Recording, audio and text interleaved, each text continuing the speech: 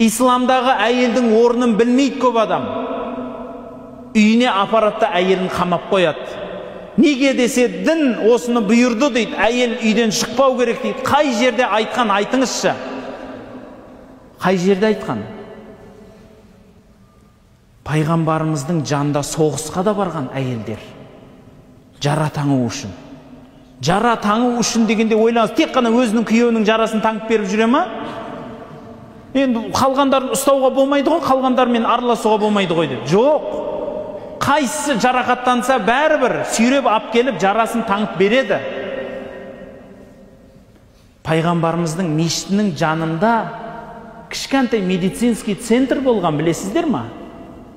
Сол медцентрдің медигі, маманы әйел кісі болған. Жұрттың бәрі сол кісіге көрінетін болған.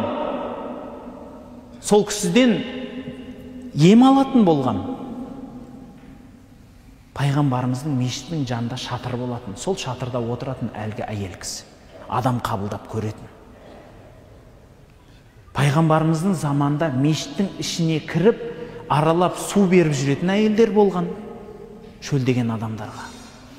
Сыртында арырақ тұрып, сауда қылып, жұртқа базарға шығып, базардың ішінде де жалғыз әйел бір өзі сауда қылып жүретіндер болған.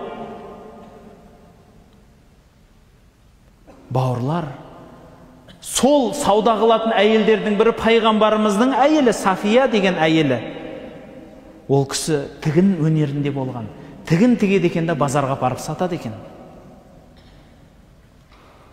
Біз әйелдің ақысын білмейміз.